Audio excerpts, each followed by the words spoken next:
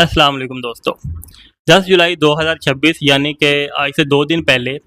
China ने वो काम कर दिखाया जो आज से पहले सिर्फ़ और सिर्फ टेक्नोलॉजी अमेरिका के पास थी, या फिर उसके अंदर भी स्पेस एक्स यानी कि एलोन मस्क की कंपनी ने ही सिर्फ उसे अचीव किया था,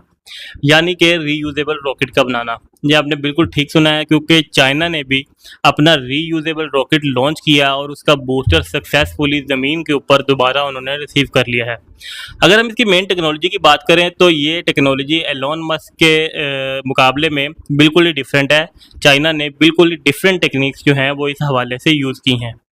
तो आज की इस वीडियो के अंदर हम यही समझेंगे कि आखिर ये काम चाइना ने कैसे किया, इसके पीछे कौन सी टेक्निक्स यूज़ हुई,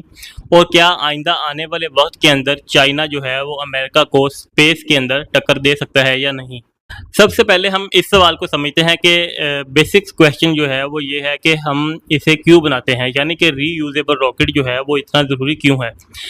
इससे पहले जो रॉकेट बनते थे वो खला के अंदर जाते थे, अपना मिशन कंप्लीट करते थे, या फिर अपनी सैटेलाइट जो है वो फ़िज़ा के अंदर लॉन्च करते थे, और उसके अंदर बाद वो फ़िज़ा के अंदर ही तबाह हो जाते थे या वापस समंदर के अंदर आकर गिर जाते थे,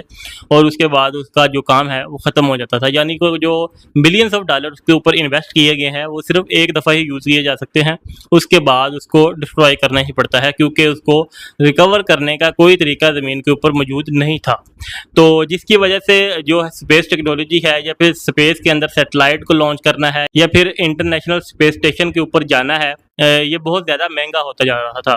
तो इसके मुकाबले में एलोन मस्क ने ये सोचा कि क्यों ना एक ऐसी टेक्नोलॉजी बनाई जाए जो कि रीयूजेबल हो, यानी कि ये रॉकेट जो है जो हम ज़ाया कर देते हैं ये वापस ज़मीन के ऊपर सक्सेसफुली लैंड कर सके, इनको थोड़ा बहुत मेंटेन किया जाए, दोबारा इनकी सर्विस की जाए और दोबारा इनको लॉन्च किया जा सके। यही आइडिया लेकर एलोन मस्क जो है वो सामने आए थे, तो जिसके नतीजे में उन्होंने अपनी 10 साल की मेहनत और मिलियंस ऑफ डॉलर की इन्वेस्टमेंट के साथ जो है वो अपना एक बड़ा सक्सेसफुल रॉकेट फाल्कन 9 जो है वो लॉन्च किया था।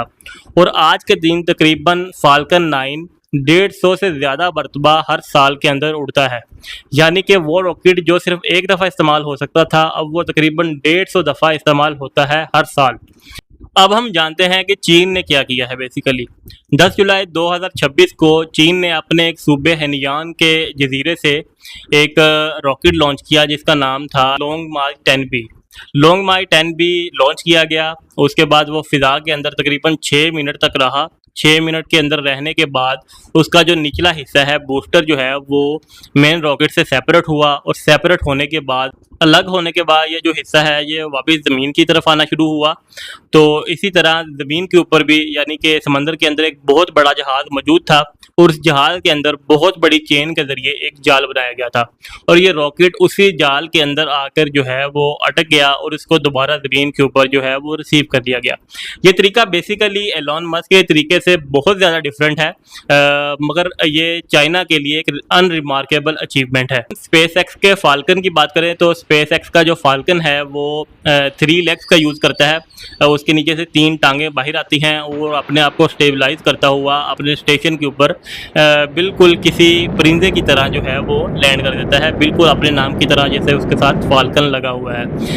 मगर चीन का तरीका जो है वो इससे बिल्कुल ही डिफरेंट है, यानी कि जाल के अंदर जो है उसको जहाज़ के ऊपर पकड़ लेना।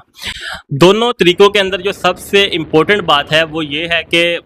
दोनों के अंदर जदीद गाइडेंस सिस्टम्स मौजूद हैं, सॉफ्टवेयर्स मौजूद हैं, बड़े सेंसिटिव सेंसर्स हैं, उसके अलावा काबिल एतमाद इंजन हैं जो कि वापसी के वक्त इस बात का लाजमी यकीन दिलाते हैं कि वो ज़मीन के करीब आकर दोबारा ऑन होंगे और उसका कंट्रोल जो है वो रॉकेट के पास वापस जाएगा, जिसकी वजह से वो दोबारा ज़मीन के ऊपर जो है वो लैंडिंग कर सकते हैं। अगर हम इस हवाले से जो है वो एलोन मस्क के अचीवमेंट को देखें, स्पेस एक्स के अचीवमेंट को देखें, तो उन्होंने सिर्फ इस रॉकेट के ज़रिए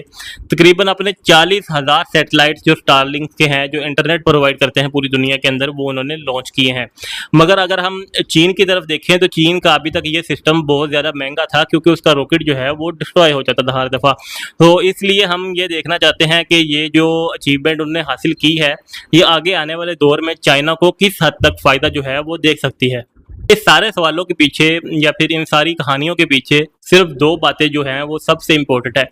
امپورٹنٹ باتیں یہ ہیں کہ امریکہ کو یہ ایج حاصل ہو گیا تھا ایلون مسک کی کمپنی کے بعد کہ وہ ایسے سیٹلائٹ فضا کے اندر سستے طریقے سے بھیج سکتی تھی جو کہ فوجی مقاصد کے لیے استعمال ہوتے تھے، یعنی کہ نشانہ لگانے کے لیے یا پھر سرولنس کے لیے، اور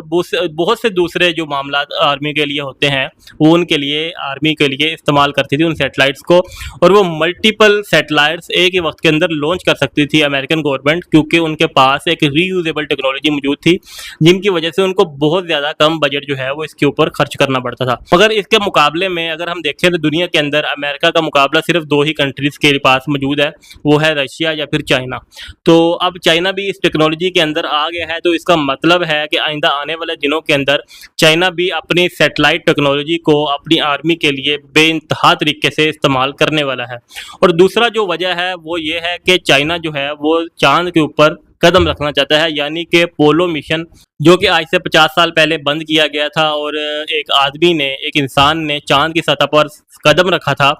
آج وہی تحریک جو ہے اس کو دہرانے کے لیے چائنا اس کے اوپر کام کر رہا ہے، اور وہ چاہتا ہے کہ اس کے سائنٹسٹ جو ہیں وہ چاند کے اوپر جائیں اور چاند کے اوپر دوبارہ جا کر اپنا قدم رکھیں۔ تو اس حوالے سے بھی چائنا اپنی بہت زیادہ انویسٹمنٹ اس کام کے اندر کر رہا ہے، اور صرف چائنا ہی نہیں بلکہ امریکہ کی جو ناسا ہے اس نے بھی ایسا ہی ایک پروگرام دوبارہ سے سٹارٹ کیا ہے کہ ہم دوبارہ سے چاند کے اوپر جو ہے وہ اپنے ایسٹرونائٹس کو بھیجیں۔ یہ بیسیکلی ایک خلائی دوڑ ہے، اس کے نتیجے میں کیا حاصل ہوگا اور کون جیتے گا یہ تو صرف آنے والا وقت ہی بتا سکتا ہے۔ ہم امید کر رہے ہیں کہ آپ کو آج کی ہماری یہ ویڈیو پسند آئی ہوگی، تو اس چینل کو ضرور سبسکرائب کیجیے گا اور ویڈیو کو لائک کیجیے گا۔ Thank you so much.